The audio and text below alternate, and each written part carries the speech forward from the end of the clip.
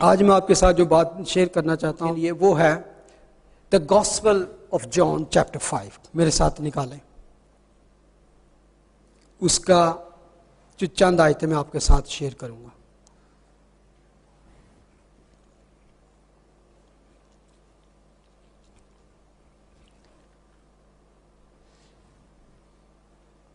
Chapter 5 verse 1।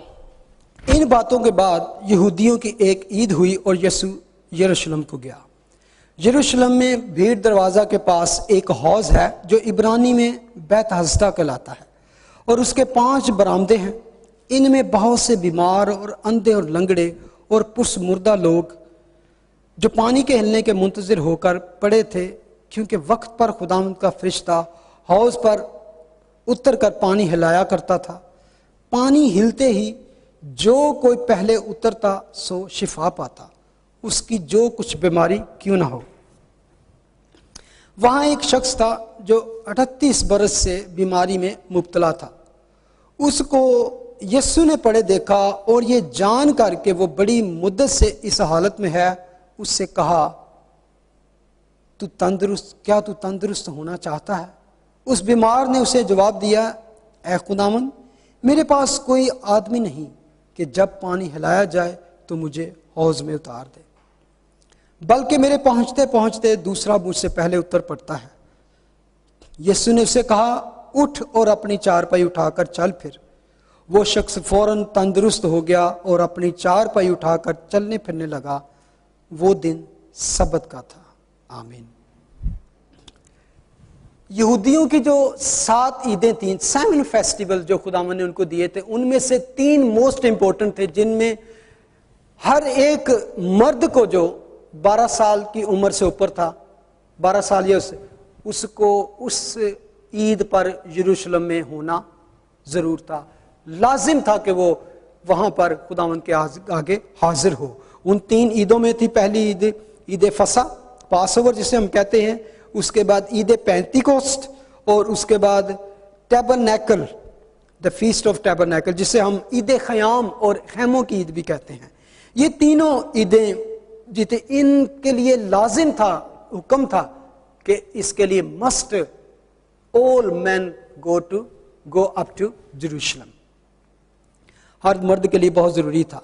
तो यहाँ पे क्लियर नहीं है कि ये कौन सी ईद थी जब खुदा यीशु मसीह यरूशलेम में गए, लेकिन बहुत ज़्यादा स्कॉलर बिलीव करते हैं that was not pass over, क्योंकि जॉन 3 अदर टाइम, 3 और जगह पे वो जिक्र करता है जब भी वो पास ओवर के मौका पर खुदा यीशु मसीह यरूशलेम में हैं। तो बहरहाल जो भी ईद थी यरूशलेम में, खुदा यीशु मसीह वहाँ थे। और वहाँ पर हम देखते हैं यरूशलेम में भेड़ दरवाज़ा के पास एक हौज है जो इब्रानी में बैत हस्दा कहलाता है और उसके 5 बरामदे हैं। हम वहाँ पर होके आ चुके हैं, हमने देखी वो सारी, क्योंकि ये उनकी जो आर्कियोलॉजिस्ट ने उनको डिस्कवर किया है जो वहाँ पे वो हौज था। और उस वहाँ इस वक्त एक चर्च भी है। दैट इज़ वेरी कह सकते हैं कि इम्पोर्टेंट प्लेस टू सी, कि ये एक बिब्लिकल ट्रुथ भी है। नहीं, कभी कभी हम आउटसाइड ऑफ क्रिश्चियन सोर्स में जाएं तो आपको पता चलता है कि what is the actually reality. Encyclopedia में मैंने जाके इसको चेक किया, विकीपीडिया में, तो वो कहता है the name of the pool is said to be driven from the Hebrew language and Aramaic language, Beth Hasda, meaning either house of mercy or house of grace. In both Hebrew and Aramaic, the word could also mean shame, disgrace. This dual meaning may have been thought appropriate since the location was seen as a place of disgrace due to the presence of invalids, and a place of grace due to the granting of healing. Conclusion क्या है? The archaeological discovery proved beyond a doubt that the description of this pool in the Gospel of John was not the creation of the evangelists. It reflected an accurate and detailed knowledge of the site. The gospel speaks of one, the name of the pool as Bethesda. 2, its location near the sheep gate. 3, the fact that it has 5 porches with rushing water. All these details are corroborated through literary and archaeological evidence, affirming the historical accuracy of the Johannine account. ये है Wikipedia की report. मैं समझता हूँ कि जैसे हमने पढ़ा है कि वहाँ पे एक हौज था जिसे इब्रानी में बेथेस्दा कहलाते हैं, वहाँ पे 5 बरामदे थे और बहुत से बीमार और अंधे लंगड़े और पुसमुद्दा लोग वहाँ पर पड़े रहते थे। एक्चुअली अगर आप गौर करें तो ये जो पिक्चर दी गई है ये होल वर्ल्ड की जो सिन के अंदर दसे फंसे हुए लोग हैं उनकी एक पिक्चर दी गया। अगर आप गौर करें कि एक बहुत बड़ा वरांदा है, उसके बीच में पूल है और उसके इर्द गिर्द मिजरेबल कंडीशन है, बीमार लंगड़े लूले अंधे पड़े हैं। और इसलिए उसने कहा कि जो हिब्रू और अरामिक से मीनिंग्स लेंगे उसके डबल मीनिंग है, जिसमें डिसग्रेस भी है और जो देखने में जगह कोई प्लेजेंट सीन नहीं था जहां पे इस तरह के लोग पड़े हों। और कई लोग तो वहां पे सिर्फ इस इंतजार में कई साल से पड़े रहते थे। जैसे कि हम यहाँ पर पढ़ते हैं कि वहां पर जो आदमी था एक पड़ा, वो कितने साल से था, 38 ईयर्स, लाइफ टाइम। 38 ईयर एक लाइफ टाइम होता है इंसान का, और 38 ईयर्स से वो बीमार था। और मैं समझता हूं कि जब वो हम इस वाक्य को पढ़ते हैं उस वक्त तक शायद उसकी होप भी बिल्कुल खत्म हो चुकी हो, नो होप। वो खुद चल फिर नहीं सकता, उठ नहीं सकता, भाग नहीं सकता और उसके पास कोई नहीं है। मे बी अदर पीपल, मैं समझता हूं, मैं जब इसको स्टडी कर रहा था मैं सोच रहा था कि बहुत सारे लोग अपने रिश्तेदारों को, अजीजों को जो इस तरह की बीमारियों में मुब्तला होते होंगे वो वहां छोड़ जाते होंगे। चल यार इत्थे प्यार हो, कभी ना कभी तेरा भी काम हो जाएगा, अपनी भी जान छुड़ा लेते होंगे और वहां पे और कभी कभी आके देख जाते हो। कि जो यहाँ पे एक वर्स 3 और वर्स 4 है वे कॉन्ट्रडिक्शन है, जहाँ पे जिक्र आया कि वहाँ पे क्या था कि जो पानी के हिलने के मुंतजर होगा। अगर अपनी बाइबल्स में उर्दू में भी देखें तो मोस्ट ऑफ किंग जेम्स और उसमें यहाँ पे ब्रैकेट है, अगर आप गौर करें तो ब्रैकेट आपको नजर आएगा। चैप्टर वर्स 3 की जो लास्ट पार्ट है, जो पानी के हिलने के मुंतजिर, और वर्स पूरी 4, और मैन्यूस्क्रिप्ट में वर्स 4 है नहीं है। वो वजह है इसकी, क्योंकि जो ओल्डेस्ट मैन्यूस्क्रिप्ट है बाइबल का उसमें ये बात नहीं है। जो फरिश्ता के बारे में एंजल थ्योरी जो यहाँ पे लिखी गई है, क्योंकि वक्त पर खुदा उनका फरिश्ता हौज में उतर कर पानी हिलाया करता था, पानी हिलते ही जो कोई पहले उतरता सो शिफा पाता, उसकी जो कुछ बीमारी क्यों ना हो। दैट असल में यहां पर जो बात लिखी गई है दैट इज जस्ट रिकॉर्ड जहां पे हमें दिया गया कि what actually the belief of the people of the day, कि उस वक्त जब वहां पे लोग बैठते थे वो उनका बिलीफ क्या था, वो क्या यकीन करते थे कि why we are actually sitting there, why we are actually lying down here, क्योंकि उनका यकीन था कि यहां पर कोई फरिश्ता आता है वो पानी को हिलाता है। तो this is the not teaching of the Jesus. आप देखेंगे कि इवन नॉट ओल्ड टेस्टामेंट इस तरह का कभी भी कोई तरीका ना तो खुदा ने में बताया और ना ही कभी जीसस की टीचिंग में मिलेगा। That is some type of superstitious, आप कैसे, he just recorded what the people believe over there the time of that. तो ये उसने बताया, क्योंकि इसीलिए आप देखेंगे यहाँ पे ब्रैकेट है। तो खुदावंद यीशु मसीह भी इस तरह का आप देखेंगे कोई बात नहीं करते, ना ही उस बंदे ने कोई फरिश्ते की बात की, क्योंकि अगर आप इसको सही पढ़ें तो उसका इस तरह आएगा वर्स 3, इनमें बहुत से बीमार और अंधे और लंगड़े पुसमुद्दा लोग पड़े थे। आगे वर्स 5, वहां एक शख्स था जो 38 बरस से बीमारी में मुब्तला था। तो ये सिर्फ आपके नोट के लिए मैं कहना चाह रहा था कि ये सिर्फ एक वहाँ की जो बिलीफ था, जो उस वक्त लोग यकीन करते थे, उसको एंटर किया गया। खुदावंद यीशु मसीह का क्वेश्चन अगर आप गौर करें, वो कहते हैं क्या तू तंदुरुस्त होना चाहता है? आई थिंक कि कभी कभी हमें लगता है कि क्यों खुदावंद ने ये सवाल पूछा, जबकि हम बिलीव करते हैं he knew everything, he knew how long, कब से ये बीमार भी 38 साल से है, और इवन उनको ये भी पता था कि ये बीमार भी क्यों है, किसकी बीमारी की वजह क्या है। और खुदावंद यीशु मसीह उसको पूछते हैं क्या तू तंदुरुस्त होना चाहता है?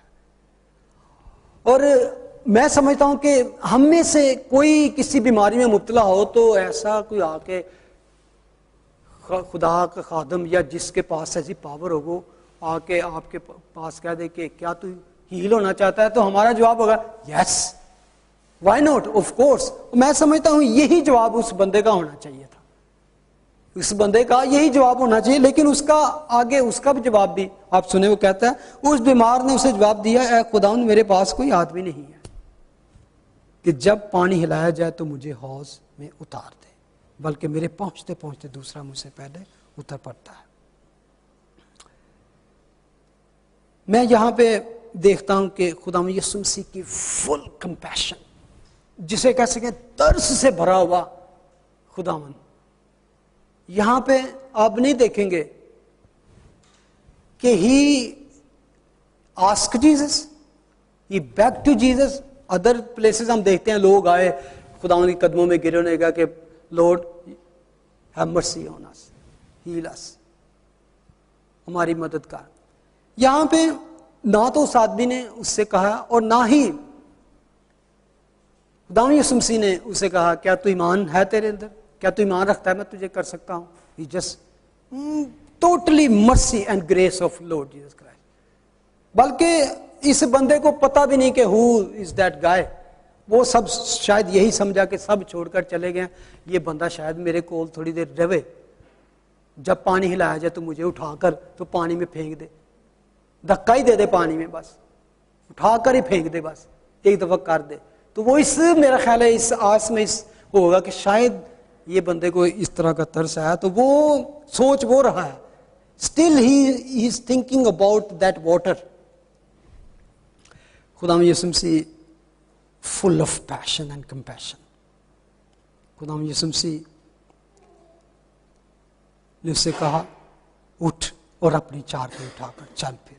वो शख्स फौरन तंदुरुस्त हो गया और अपनी चारपाई उठाकर चलने फिरने लगा, और वो दिन सब्बत का था। I am really amazed about that. 38 years, मैं समझता हूँ 38 ईयर्स से अगर कोई बंदा वैसे ही एक जगह पड़ा रहे ना, वैसे ही, तो उसके लिम्स जो हैं, उसके हाथ पांव सुन हो जाएंगे, वो चलने के काबिल नहीं रहेगा।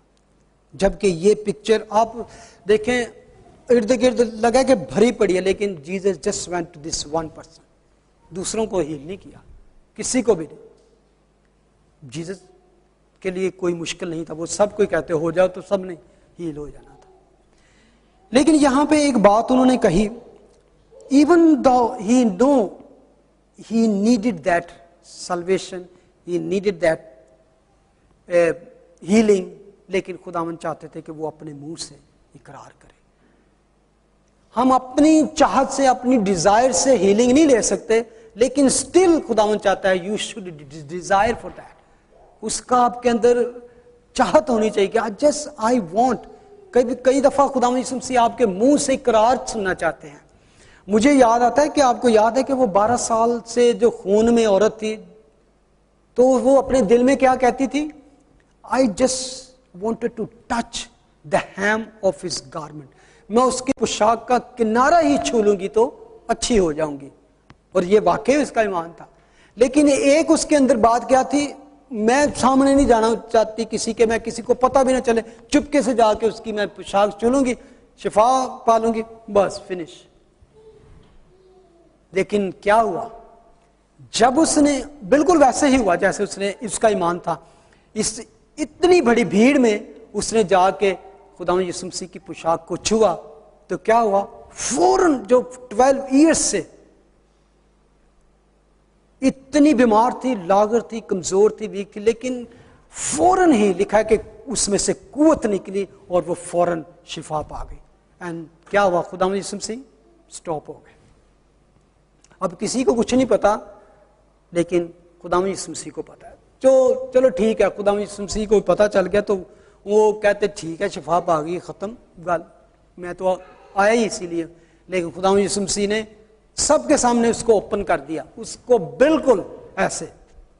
मैं समझता हूं जब खुदावंद यीशु मसीह ऐसे पीछे मुड़े होंगे तो बिल्कुल ऐसे रास्ता हो गया होगा, जब औरत को भी देखा हो, क्योंकि उस दौर में इस तरह की औरत के को टच करना भी वो था, वो गलत था, आप नापाक हो जाते थे। तो खुदावंद यीशु मसीह ने कहा किसने मुझे छुआ है। क्या आप समझते हैं खुदावंद को नहीं पता था किसने मुझे छुआ? उनको पता था। वो चाहते थे कि वो औरत इकरार करे। जो कोई भी यीशु से शिफा पाना चाहता है, पब्लिकली उसको इकरार करने की जरूरत है। खुदावंद चाहता है कि you should recognize me. He doesn't want any secret believer. वो चाहते हैं कि जो कोई भी मेरे पास आए, दिल से, जान से, रूह से आए और फिर वो सब कुछ हासिल करेगा। इसलिए सिर्फ खुदावंद ने उसको एक्सपोज किया, वो उसको शर्मिंदा नहीं करना चाहते थे। वो ऐसी आपको जानते हैं खुदावंद कभी ऐसा नहीं करते। They just want to everybody who come to him, acknowledge him, recognize him. I am the Messiah. यहां पर इसलिए खुदावंद यीशु मसीह उससे पूछते हैं कि तू तंदुरुस्त होना चाहता है, और उससे कहा कि उठ और अपनी चारपाई उठाकर चल फिर। मैं यहां पे एक और बात देख रहा था कि बेशक खुदा हम यहां पे पढ़ते हैं कि जैसे मैंने बताया कि 5 बरामदे थे। बहुत से स्कॉलर्स का ये भी यकीन है कि ये जो 5 बरामदे हैं, ये जो 5 मूसवी शरीयत थी उसको रिप्रेजेंट करते हैं, मूसवी शरीयत की नुमाइंदगी करते हैं, और इस हकीकत को वाज़ा करते हैं कि शरीयत जो है, लॉ जो है, इंसान को इस तरह की तकालीफ और मुसाइब और इस तरह की मिजरी से बचाने में कासर है, और जो फजल है वो यीशु के ज़रिए आता है, उसी के ज़रिए से इंसान रहाई पा सकता है, खलासी पा सकता है।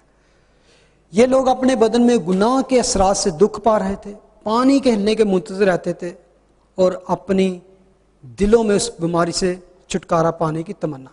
एक और स्कॉलर लिखता है कि ये बीमार उस गैर यकीनी और मायूस कुन पानी के आसपास पड़े थे, हालांकि खुदा का बेटा मौजूद था। बेशक हमारे लिए एक सबक है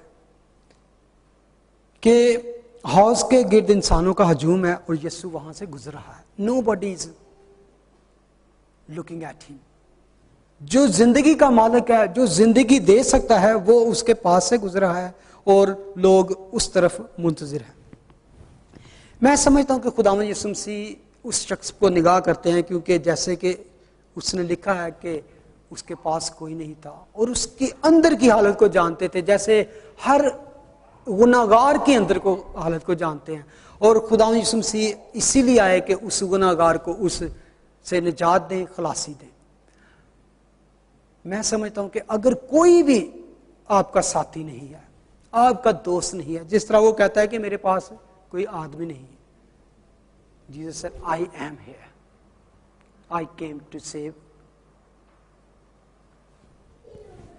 खुदावंद यीशु मसीह ने उस पर निगाह की और उसको कहा कि उठ और चारपाई उठाकर चल फिर, और वो फौरन। आप में से कोई और कोई भी कह सकता है why not Lord looking at me. बेशुमार दुनिया में लोग हैं जो इस हालत में हैं। वो आज कह सकते हैं कि मैं भी तो इस मिजरी में हूं, मैं इस तकलीफ में हूं, मैं भी वेट कर रहा हूं। Why not the God have mercy on me. मुझ पर क्यों नहीं रहम करता खुदा, मुझ पर तरस क्यों नहीं खाता, मुझे भी उसकी जरूरत है। और मैं समझता हूं कि इस पैसेज में आपको 3 बातें खास ऐसी नजर आएंगी जिसकी वजह से रीजन हो सकते हैं कि why sometime we our blessing is not coming. हमारी निजात, हमारी शिफा, हमारी फॉरगिवनेस रुकी हुई है। पहली बात वाले 10वीं ऐसे पढ़ते हैं। बस यहूदी उससे, जिसने शिफा पाई थी, कहने लगे कि आज सब्बत का दिन है, तुझे चारपाई उठाना रवा नहीं। उसने उन्हें जवाब दिया, जिसने मुझे तंदुरुस्त किया उसी ने मुझे फरमाया कि अपनी चारपाई उठाकर चल फिर। उन्होंने उससे पूछा कि वो कौन है शख्स है जिसने तुझसे कहा कि चारपाई उठाकर चल फिर। लेकिन जो शिफा पा गया था वो ना जानता था कि कौन है, क्योंकि भीड़ के सबब से यीशु वहां से टल गया था। वर्स 14, इन बातों के बाद वो यीशु को हैकल में मिला। उसने उससे कहा, देख तू तंदुरुस्त हो गया, फिर गुनाह ना करना, ऐसा ना हो कि तुझ पर इससे भी ज्यादा आफत आए। इससे साबित होता है कि ये बीमारी जो थी उसके गुनाह की बीमारी थी। खुदावंद यीशु मसीह ने कहा, अब तो शिफा पा गया है, फिर गुनाह ना करना, नहीं तो इससे भी ज्यादा, पता नहीं अब वो कौन सी आफत हो सकती है जो इससे ज्यादा। और सबसे पहली जो चीज नजर आती है कि उसकी बीमारी जो थी वो किसी गुनाह की बीमारी थी। ऑल सिकनेस और बीमारियां बेशक ऐसी नहीं होती कि उनका डायरेक्टली लिंक जो गुनाह के साथ हो। इनडायरेक्टली हमारा सबका जो लिंक है वो गुनाह के साथ है। मारूसी गुनाह आदम की वजह से, सब ने गुनाह किया और खुदा के जलाल से महरूम। लेकिन कुछ गुनाह ऐसे होते हैं अक्सर लोगों के जो डायरेक्टली ऐसी बीमारियां, ऐसी मिजरी इंसान में पैदा करती हैं, जो यहां पे हम देखते हैं। कुछ बीमारियों का आपकी जिंदगी में डायरेक्ट लिंक होता है गुनाह के साथ। तो खुदावंद यीशु मसीह कहते हैं कि फिर गुनाह ना करना, नहीं तो इससे भी ज्यादा आफत होगी, क्योंकि पहले भी तुझे गुनाह की वजह से ये प्रॉब्लम आई, अब गुनाह ना करना ठीक हो गया। तो पहली वजह हो सकती है आपकी ब्लेसिंग, आपकी शिफा रुकी है, आपकी तरक्की कुछ भी रुकी है, because of sin in our life. तो सबसे पहले सिन है जिसकी वजह से हमारी बरकत रुक सकती है। दूसरी वजह हो सकती है, खुदावंद यीशु मसीह जब उसको कहते हैं कि क्या तू तंदुरुस्त होना चाहता है, तो वो आदमी का जवाब कहता है कि मेरे पास कोई आदमी नहीं है। Second thing, sometime we are looking at something wrong sources upon other people. We are not looking at the right people or right way or to God, लेकिन हम दुनिया में इंसानों पर कई दफा बहुत ज्यादा रिलाई करते हैं। मेरे पास कोई आदमी नहीं, I have no man to, इंसानों पर। और खुदा का कलाम कहता है कि इंसान पर भरोसा रखने से क्या होता है कि वो हमेशा मायूसी पैदा होती है। Believe in God, trust in God. और आज भी बहुत सारे लोग हैं जो खुदा की बजाय इंसानों पर। और अक्सर लोग, मैं एक पास्टर कहता है कि people will drive 50 minute, go to psychologist, spend 30 minutes and a big amount of fees and come back, but they will not spend 20 minutes in the word of God and to pray. अपना पैसा भी जाया करेंगे, time भी जाया करेंगे, psychologist के पास जाएंगे, उनको तरह तरह के वो ट्रीटमेंट बताएंगे, लेकिन उससे शिफा भी नहीं होगी। लेकिन they don't want to spend 20 minute in the word of God. वो चाहता है कि sometime we are looking on wrong sources to man, कि man can help me, man can solve my problem। हाँ, खुदा अक्सर ऐसी बातें करता है, ह्यूमन एजेंसीज को यूज करता है, खुदा यूज करता है इंसानों को भी आपकी हेल्प के लिए, पास्टर्स, लीडर, चर्च, और लेकिन don't always look to the spiritual leaders. खुदा चाहता है कि मेरे साथ तुम्हारा डायरेक्ट लिंक हो। अब जिस डिस्पेंसेशन में हम रहते हैं, जिस दौर में फजल के हम रहते हैं, वहां तो हमें इतनी आजादी मिल गई है, इब्रानियों के खत में जाके पढ़े, कि अब हमारा जो अप्रोच है डायरेक्टली हम जा सकते हैं खुदा के दलेरी के साथ। हम खुदा के हुजूर में जाकर अपनी ख्वाहिशात, अपना रोना पीटना भी उसके साथ, और उसने हमें अलाउड किया है कि मैं कभी कभी सोचता हूं, मैं इस चीज पे खुदा उनका शुक्रगुजार हूं कि कभी कभी हम तकलीफ में, मुश्किल में होते हैं तो हम खुदा को पुकारते हैं, और कई दफ़ा हम ये भी कहते हैं खुदाया तू कहाँ है, तू मुझे नजर, तो हम सोचते हैं कभी कभी this is not good, how can we talk to God like this. लेकिन ह्यूमन नेचर होते हुए मेरे अंदर से भी कई दफ़ा इस तरह की बात निकली, जब मैं रियली मुश्किल में होता हूँ या मुझे कोई प्रॉब्लम, तो मैं समझता हूँ कि जब मैंने बुक ऑफ साम्स को पढ़ता हूँ, ज़बूर में पढ़ता हूँ, तो मैं देखता हूँ खुदा के बड़े बड़े खादम वो इसी तरह खुदा से बात करते हैं। अय्यूब इसी तरह अपने खुदा के साथ बात करता है। खुदा वो कहते हैं मैं तो समझता हूँ कि you are on my side, लेकिन जब मैं अपनी हालत देखता हूँ तो मुझे लगता है कि तू मेरी तरफ ही तीर बरसा रहा है, you shooting arrows at me. मैं तो ऐसे लगता हूं कि तेरा दुश्मन बन गया हूं और तू मेरा दुश्मन बन गया। यूब ऐसे कहता है, दाऊद ऐसे कहता है, कई दफा दाऊद कहता है Lord where are you, I am dying, why not you listening my prayer, मेरी हड्डियां सूख गई ये कर, और मैं सब this is natural. You can pray to God, you can cry to. Psalm की बुक हमें देती है, नॉट इन किसी हम कह सकते हैं कि इस तरह के, लेकिन रिस्पेक्ट के अंदर रह के, जैसे कि you are only my hope, you are only my power, I can only trust in you, there is nothing else I can trust. तो मैं समझता हूं कि कभी कभी खुदा कहता है कि come to me, not go to the people. दूसरी बात, कभी कभी हमारा फोकस, एंड एक और बात जो है वो एंड पे, कि एक ही फोकस होता है कि इफ मैं, जैसे उसका था कि उसका फोकस उसके माइंड में सिर्फ था कि if I get into that water then I can be healed. आपका मे बी लिमिटिंग गॉड, इसको कहते हैं खुदा को महदूद कर देते हैं। अगर खुदा ने मेरी हेल्प करनी है तो this way, this is my planning, this is the way I am praying, this is for I am praying. अगर ये काम हो जाए और इस तरह ही हो और इस टाइम पे हो, तो फिर मैं समझूंगा कि खुदा ने मेरी हेल्प की है। वे लिमिटेड, हम खुदा को लिमिटेड कर देते हैं, लिमिटिंग गॉड। लेकिन उसका यही प्लान था, और जब तक खुदावंद उससे बात करते रहे वो यही सोचता रहा कि काश कोई मुझे, लेकिन खुदावंद के पास टोटली एक डिफरेंट प्लान था, totally different plan, absolute plan, perfect plan, permanent plan. खुदावंद के पास जो प्लान था परफेक्ट प्लान था, परमानेंट प्लान था, और फॉरएवर अबदी प्लान था कह सकते हैं, ठीक है।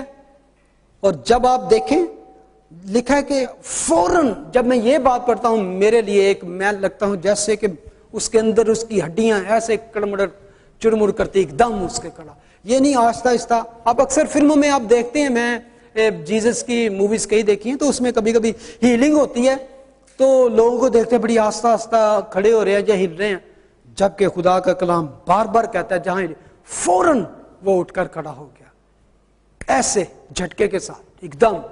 ये वो नहीं बीमारी पहले फड़ो न मालिश करो, थोड़ी जी खड़ा करो, थोड़ा चलाओ, नो नो।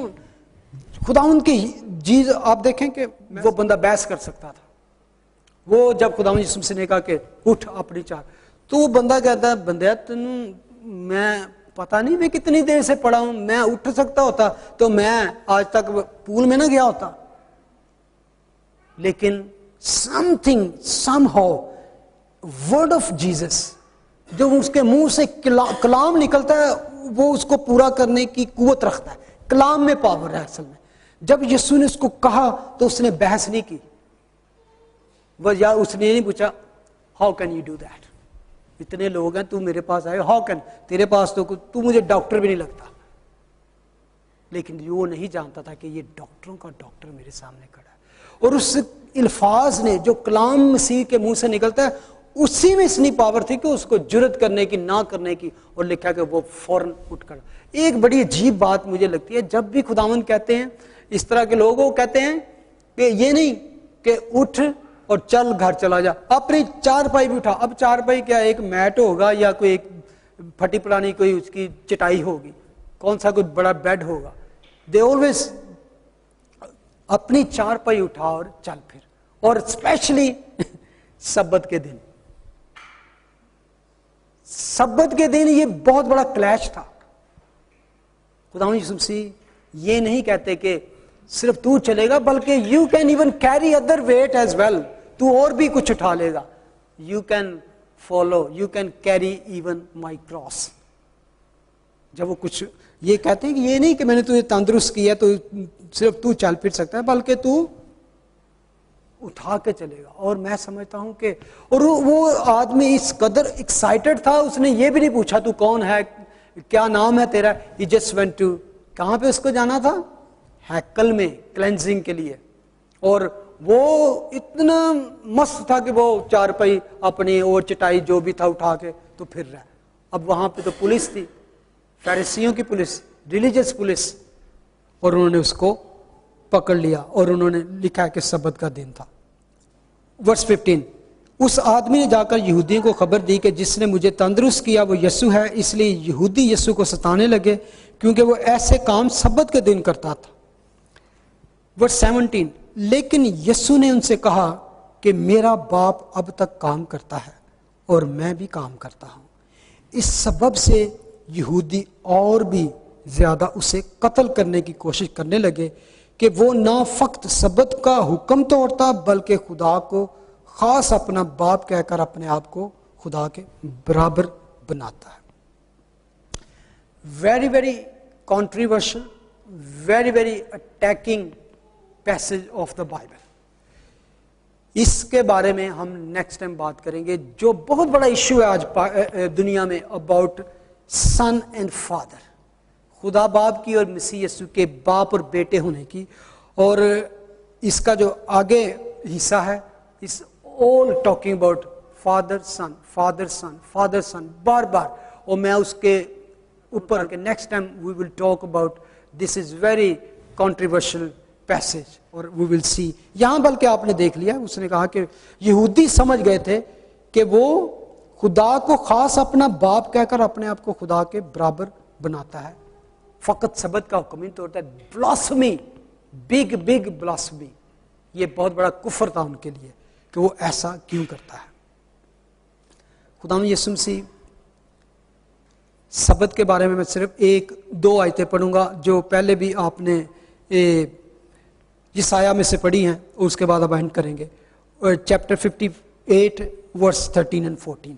लिसन कि खुदा कैसा सब्त चाहता है। जिस तरह कि उसने कहा कि कैसा मैं रोज़ा चाहता हूँ, सब्त के बारे में बहुत बड़ा सब्जेक्ट है, हम बात करें। लेकिन यसाया उसके बारे में 13 और 14 आयत में कहता है, अगर तू सब्त के रोज़ अपना पाँव रोक रखे और मेरे मुकद्दस दिन में अपनी खुशी का तालब ना हो और सब्त को राहत और खुदावंद का मुकद्दस और मुअज्जम कहे और उसकी ताज़ीम करे, अपना कारोबार ना करे और अपनी खुशी और बेफायदा बातों से दस्तबरदार रहे, तब तू खुदावंद में मसरूर होगा और मैं तुझे दुनिया की बुलंदियों पर ले चलूंगा और मैं तुझे तेरे बाप यकूब की मिरास से खिलाऊंगा, क्योंकि खुदावंद ही के मुंह से इरशाद हुआ है। This is actually about the Sabbath. Sabbath हमारे लिए आज संडे है, यहूदियों के लिए सैटरडे है इबादत का। तो खुदावंद कहते हैं कि सब्त के दिन तू अपना पाँव रोक रखे। किससे? ट्रैवल करने से, जाने से, कहीं आने से, बल्कि अपना कारोबार करने से। बिजनेस ना करे बल्कि तू मेरे लिए अपने दिन को निकाले, तो उसकी ब्लेसिंग क्या होगी? बुलंदियों पर ले चलूंगा और मैं तुझे तेरे बाप की मिरास से खिलाऊंगा, खुदावंद के मुंह से। आमीन। हम खुदावंद के आगे दुआ करें, खड़े हो। खुदा बाप, तेरे बेटे यीशु के नाम में हम तेरा शुक्र करते हैं आज के दिन के लिए। ब्लेस लॉर्ड कि हम अपने सोचों को, प्लानिंगों को तेरे हुजूर में रखें और तेरी मर्जी जाने, क्योंकि जब तू ब्लेस करता है, जब तू हमको पुकारता और बुलाता है, तू हमें छूता है, तो तू मुकम्मल तौर पर हमारी सोचों से बढ़कर, हमारे ख्यालों से बढ़कर हमें ब्लेस करता है। खुदा, हम इंसान होते हुए खुदा हम भटक जाते हैं, अपनी सोच से सोचते हैं, हम ह्यूमन सोर्सेस को ज्यादा तवज्जो देते हैं, ज्यादा अहमियत देते हैं। बख्श दे के हमारा फोकस तुझ पर हो, हम वो कुछ खुदावन जाने, वो कुछ खुदावन अपनाएं और उस तरफ चले जिस तरफ तू हमें गाइड करता है। जितने लोग यहां पे मौजूद है, मैं एक एक के लिए तेरी बरकत चाहता हूं। खासतौर पे खुदावन किसी की ब्लेसिंग किसी की गुनाह की वजह से रुकी है, तो खुदावन उसको तू माफ कर। अगर किसी ने खुदावन तेरे हुजूर में रिपेंट किया है, तौबा किया है, तो खुदावन तू उसको माफ करके उठा खड़ा कर, उस मिजरी में से, उस गंदगी में से, उस गुनाह की जिंदगी में से, और बख्श दे के वो फिर गुनाह ना करे। और इस तरह खुदावन हम तेरे कामों को जो बयान से बाहर हैं कभी अपनी सोच से लिमिटेड ना करें, बल्कि ओपनली तेरे आगे सरेंडर करें। लॉर्ड, तेरी मर्जी मेरी जिंदगी में पूरी हो। Thank you Jesus. In Jesus name we pray, आमीन।